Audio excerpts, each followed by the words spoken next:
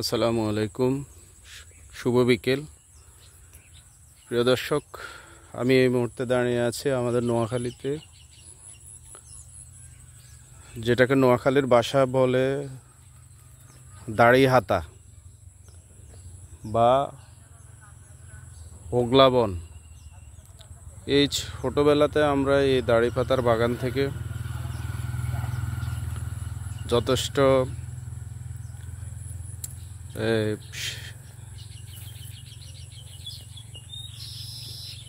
অনেক ওগল বলছি নোয়াখালী আঞ্চলিক ভাষায়, ভাঙতাম।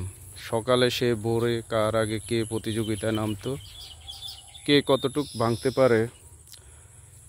এটা অনেকটা বিলুপ্তির পথে, নোয়াখালীতে শেষের পথে। এটা এখন সদর পশ্চিম অঞ্চলে আমি এসে একটা খেতে আজকে এটা দেখলাম, তাই আর লোভ সামলাতে পারি নাই।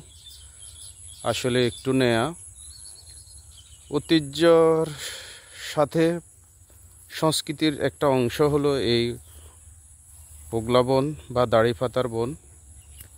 এখানে এটা দিয়ে আপনারা জানেন গরমকালের যে আমাদের শীতল পাটি তৈরি হয়, এটা স্মুথলি ব্যবহার হইতো। এত বেশি নোয়াখালীতে এই হোগলা পাতার প্রচলন ছিল, কিন্তু সেটা কালের গর্ভে এখন হারিয়ে গেছে। বিশেষ করে এই শিল্পের সাথে যারা জড়িত ছিলেন তারা অনেকে এই পেশা থেকে সরে এসেছেন, ভিন্ন পেশায় চলে গেছেন। আধুনিকতার ছোঁয়ার মাঝে এই হোগলা পাতাটা হারিয়ে গেছে। কিন্তু আজকে যখন এই মেঠোপথে হাঁটতেছি গ্রামের, সেখানে এসে একটু হোগলা পাতার দেখে আমার খুব ভালো লাগছে। এটা দীর্ঘ বহু বছর পর আসলে দেখা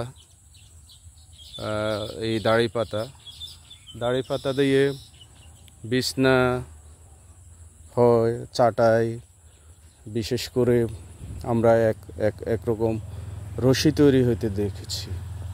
গৃহস্থলীর বহু কাজে এক সময় অনেক পাকঘর যে বেড়া বলে বা ঘিরাও দেওয়া হইতো এই দাড়ি পাতা দিয়ে।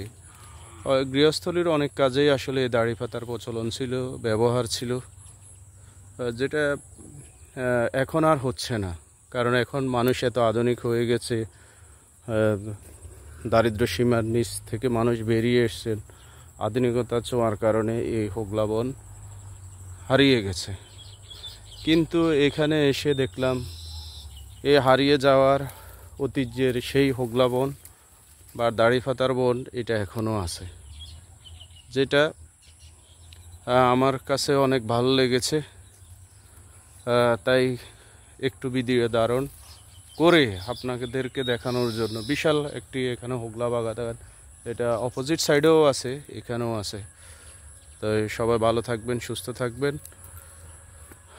আজ এই পর্যন্তই। আসসালামু আলাইকুম ওয়া রাহমাতুল্লাহি ওয়া বারাকাতুহু।